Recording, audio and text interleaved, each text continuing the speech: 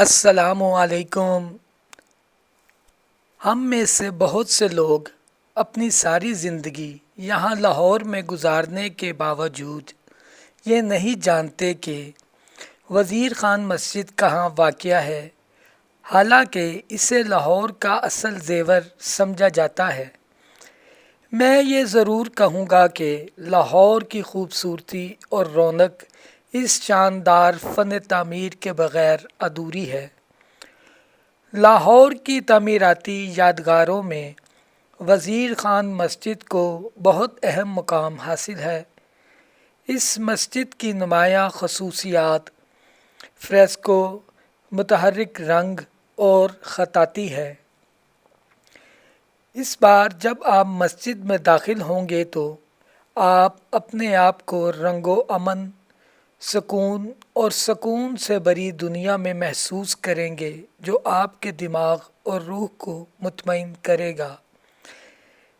یہ ایک انوکھی یادگار ہے جو نہ صرف مغل معماروں کے جذبے اور ہنر کی عکاسی کرتی ہے بلکہ کاریگروں کی بھی، جو گمنام رہے لیکن ٹائل سازی، ڈیزائن اور دیوار کی پینٹنگ میں ان کا تعاون مسجد کی زیارت کو نہ صرف روحانی بلکہ ایک جمالیاتی بھی بناتا ہے۔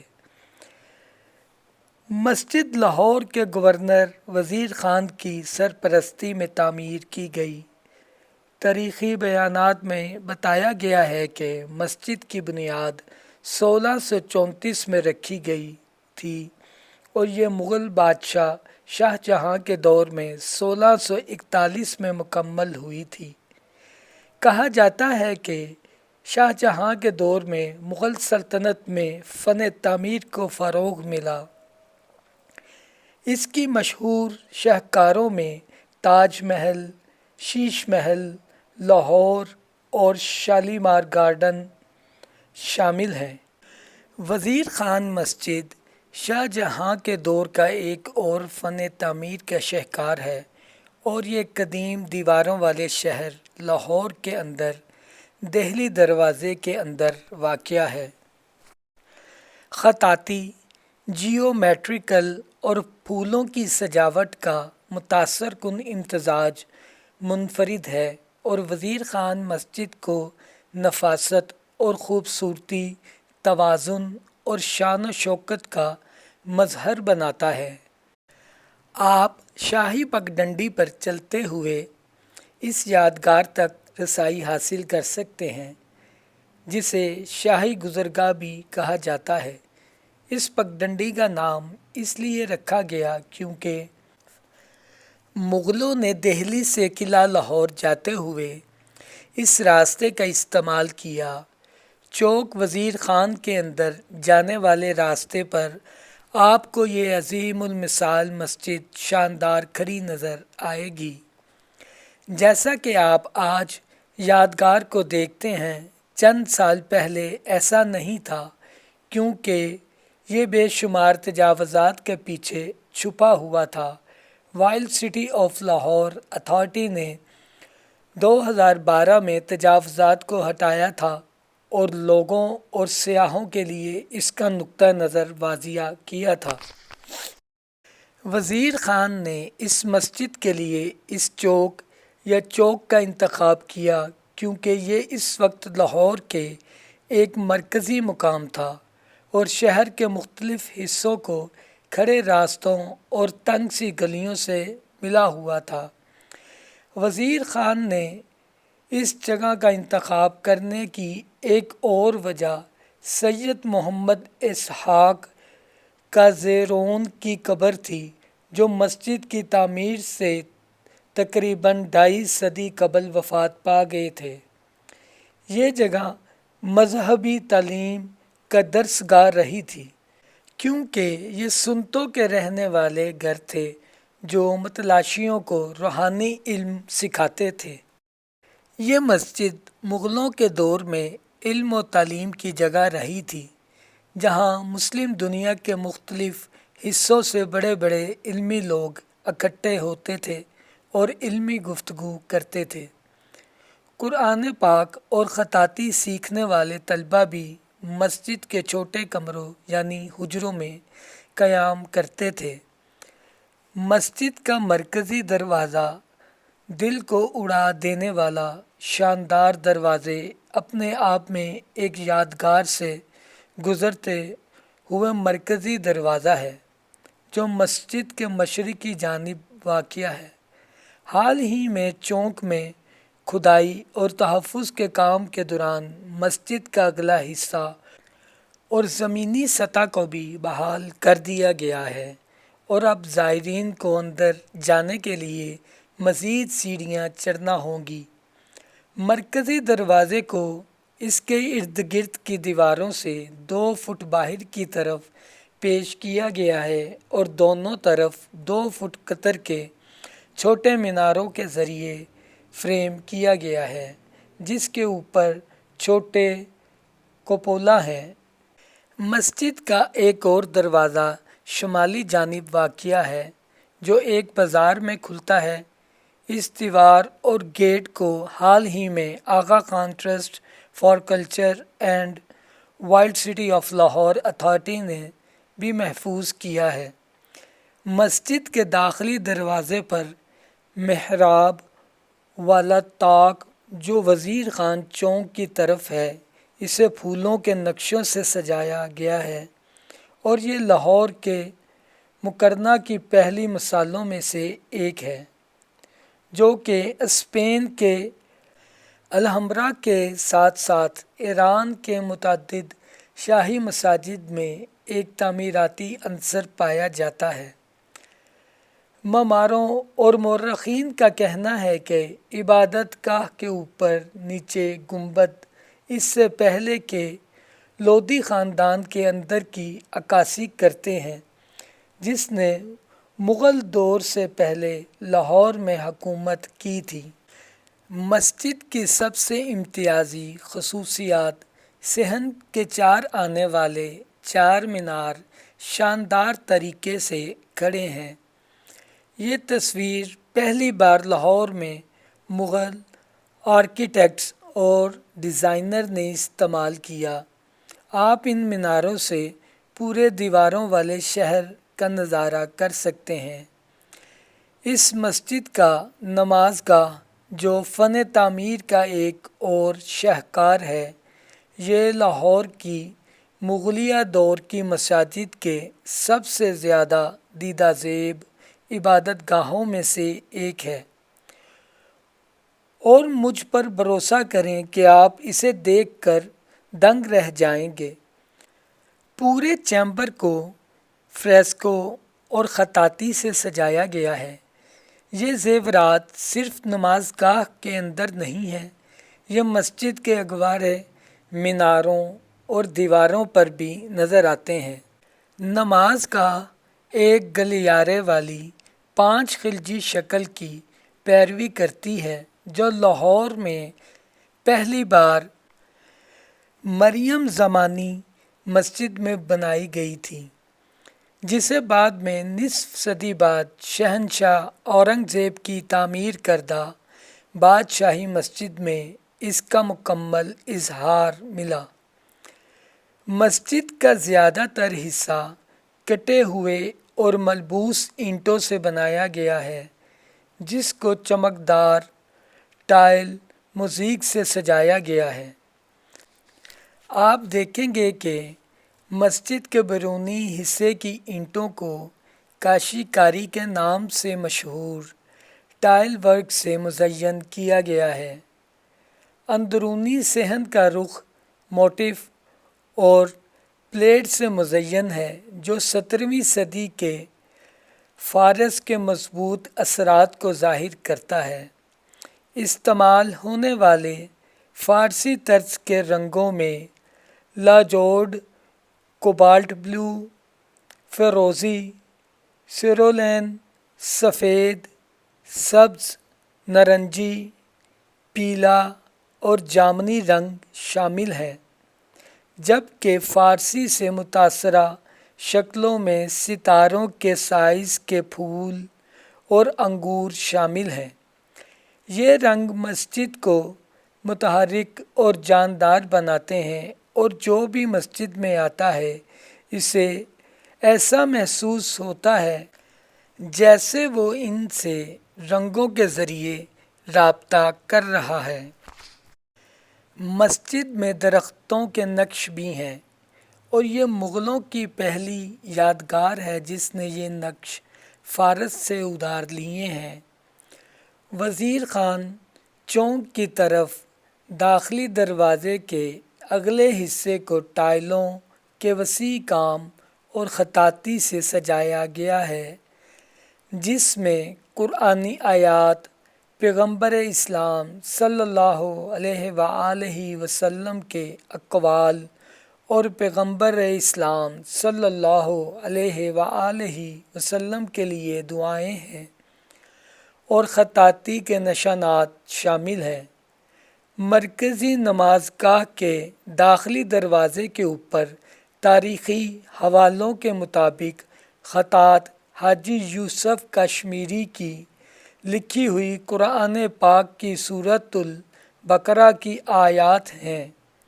وزیر خان مسجد کی اندرونی دیواریں پلستر کی گئی ہیں اور انتہائی تفصیلی فرسکو آرٹ سے مزین ہے، اور آپ کو اس کی خوبصورتی نظر آئے گی۔ یقینی طور پر مختلف قسم کے ڈیزائنوں اور شکلوں میں کھو جائیں گے۔ یہ فوٹوگرافروں کا پسندیدہ ہے، اور جب بھی آپ مسجد جائیں گے آپ کو وہاں فوٹوگرافر ملیں گے۔ میں یہ ضرور کہوں گا کہ اندرونی آرائش کا انداز مغلیہ دور کے مسجد کے لیے منفرد ہے۔ گنبد کے اندر موجود فرسکوز جنت کی تصویر کی طرف اشارہ کرتے ہیں، جیسا کہ اسلام میں بتایا گیا ہے۔ مسجد کا کمپلیکس محکمہ آثار قدیمہ پنجاب کے محفوظ ورثے کی یادگاروں میں درج ہے۔ اس مسجد میں مغل دور کے موزیک ٹائل کے کام کی کچھ بہترین مثالیں موجود ہیں، اور دنیا بھر سے طلباء اور محققین تحقیق کے لیے اس کا دورہ کرتے ہیں۔ ناظرین، آپ کو یہ بھی بتاتے جائیں، مسجد وزیر خان لاہور میں دہلی دروازہ، چوک، رنگ محل اور موچی دروازے سے تقریباً 1 فرلانگ کی دوری پر واقع ہے۔ یہ مسجد نقش و نگاری میں کاریگروں کی مہارت کا منہ بولتا ثبوت ہے، اور تعمیر کے 500 سال بعد بھی اپنی خوبصورتی برقرار رکھے ہوئے ہے۔ علم الدین انصاری، جو نواب وزیر خان کے نام سے جانے جاتے تھے، سلطنت مغلیہ کے عہد شاہجہانی میں لاہور کے گورنر تھے، اور یہ مسجد انہی کے نام سے منسوب ہے۔ اس عظیم الشان مسجد کی معماری ہندی، مغلیائی اور اسلامی ہے۔ مسجد کی بیرونی جانب ایک وسیع سرائے ہے جسے چوک وزیر خان کہا جاتا ہے۔ اس چوک کے 3 محرابی دروازے ہیں، اول مشرقی جانب چٹا دروازہ، اور دوم شمالی جانب راجہ دینا ناتھ کی حویلی سے منسلک دروازہ، سوم شمالی زینے کا نزدیکی دروازہ ہے۔ مسجد وزیر خان کے چاروں میناروں کی بلندی 100 فٹ اور مسجد کا کل رقبہ 44,361 مربع ہے، جبکہ صحن میں 2-3 حجرے ابھی بھی موجود ہیں۔ مسجد کا داخلی دروازہ طرز تعمیر کا بے مثال نمونہ ہے۔ پرانے لاہور کی تنگ و تاریک گلیوں میں سے گزرنے کے بعد مسجد کے وسیع و عریض صحن میں قدم رکھتے ہی اطمینان محسوس ہوتا ہے۔ جب آنکھوں کے سامنے 5 خوبصورت گنبدوں پر مشتمل ایک عظیم و شان عمارت سر اٹھائے کھڑی نظر آتی ہے۔ مسجد وزیر خان میں ظاہری خوبصورتی ہی نہیں بلکہ تکنیکی خوبیاں بھی شاندار ہیں۔ مسجد کا حسن اس کی تعمیر میں استعمال ہونے والی ٹائلوں اور ان پر کی جانے والے نقش و نگاری سے عبارت ہے۔ ان پر عربی اور فارسی زبان میں کی جانے والی خطاطی بہت خوبصورت منظر پیش کرتی ہے۔ یہاں مشرقی کے فن خطاطی کو یکجا کر کے سما باندھا گیا ہے۔ ٹائلوں کی تراش اور خراش دیدہ زیب ڈیزائن کی بدولت دل یہ کہنے پر مجبور ہے کہ یہ شاندار عمارت صرف ایک عمارت ہی نہیں بلکہ خوبصورتی کا عظیم شاہکار ہے۔ مسجد وزیر خان میں تہ خانہ بھی ہے جس میں مشہور صوفی حضرت سید محمد اسحاق عرف میرا بادشاہ کا مزار ہے۔ میرا بادشاہ 13ویں صدی عیسوی میں ایران سے یہاں تشریف لائے تھے۔ ماضی میں مسجد کے پچھلے حصے میں کچھ لوگوں نے ناجائز قبضہ کر کے دکانیں بنا لی تھیں، لیکن وائلڈ سٹی اتھارٹی کے تحت اب یہاں سے دکانیں ہٹائی گئی ہیں اور مسجد کی بحالی کا کام کیا جا رہا ہے، جو کہ ملکی ثقافت کے لیے خوش آئندہ بات ہے۔ مسجد کے مرکزی دروازے سے داخل ہوتے ہی چھوٹے چھوٹے کمرے ایک سائڈ پر نظر آتے ہیں جہاں پہلے مدرسہ ہوتا تھا اور بچوں کو قرآنی تعلیم دی جاتی تھی، اور دروازے سے آتے ہوئے بچوں کی رہائش کا انتظام بھی یہیں پر تھا۔ کچھ عرصہ پہلے غیر ملکی امداد سے مسجد کے مرکزی دروازے کے ساتھ ثقافتی ورثے کے تحفظ کے لیے کرافٹ بازار بنایا گیا ہے۔ منفرد اور خوبصورت فن تعمیر کے باعث یہ مسجد سیاحوں کی توجہ کا مرکز بنی ہوئی ہے۔ مسجد وزیر خان کی بحالی کا کام شروع ہوا ہے۔ لوگوں کا آنا جانا دوبارہ سے بحال ہو گیا ہے۔ لوگ اس مسجد کی خوبصورتی اور اس کی منفرد فن تعمیر سے متاثر ہو کر اسے دیکھنے میں خوشی محسوس کرتے ہیں۔ مقامی آبادی کا مسجد وزیر خان کے متعلق یہ کہنا تھا کہ ماضی میں ولی اللہ خان یہاں ڈپٹی ڈائریکٹر تھے۔ ان کے دور میں مسجد کی حالت بہت بہتر تھی، لیکن ان کے بعد مسجد پر توجہ نہیں دی گئی، جس کے باعث مسجد کے باہر فقیروں نے اپنی عمارتگاہ بنا لی، لیکن اب UNESCO, Aga Khan trust for Cultural اور وائلڈ سٹی اتھارٹی کے تعاون سے مسجد کی بحالی کا کام ہو رہا ہے۔ وائلڈ سٹی میں اس مسجد کا ہونا کسی معجزے سے کم نہیں، اس لیے ضروری ہے کہ حکومت اس کی طرف ہمیشہ توجہ دے تاکہ زیادہ سے زیادہ لوگ اپنے تاریخی ورثے کے متعلق آگاہی حاصل کر سکیں۔ مسجد وزیر خان لاہور کی قدیم، عالی شان اور لاسانی عمارت ہے، جس کی شہرت تذکرہ یورپ تک پھیلا ہوا ہے۔ مورخین نے اسے لاہور کا فخر اور اقتدار کہا ہے۔ امید ہے کہ حکومت مستقبل میں بھی اس کی طرف خصوصی توجہ دے گی تاکہ یہ سیاحوں کی توجہ کا مرکز بنی رہے۔ مسجد کے داخلی دروازے سے پہلے ایک خوبصورت ریسٹورنٹ بھی موجود ہے جہاں پر روایتی دیسی کھانے پیش کیے جاتے ہیں اور سیٹنگ کا بھی خوبصورت و وسیع انتظام موجود ہے۔ اس چوک کے ساتھ ایک اور کشش جڑی ہوئی ہے، دی میوزک فار پیس۔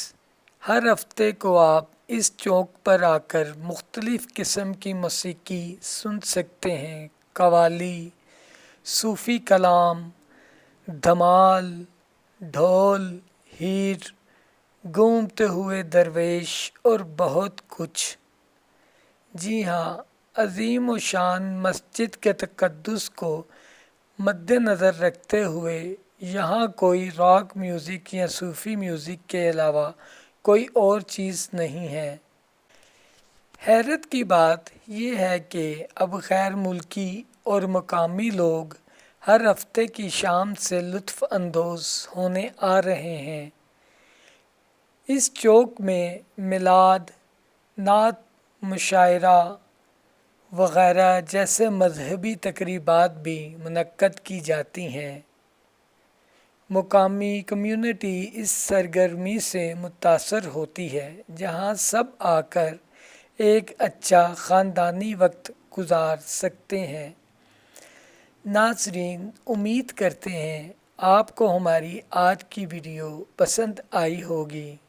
آپ سے ریکویسٹ ہے ہمارے چینل کو سبسکرائب کر دیں، ویڈیو کو لائک کر دیں اور بیل آئیکن کو پریس کر دیں تاکہ ہماری آنے والی ہر نئی ویڈیو بر وقت آپ تک پہنچ سکے، اور کومنٹس میں اپنی رائے کا اظہار ضرور کر دیا کریں اور ہماری ویڈیوز کو شیئر کر دیا کریں۔ ملتے ہیں اپنی اگلی نئی ویڈیو کے ساتھ، تب تک کے لیے شکریہ۔ اللہ حافظ۔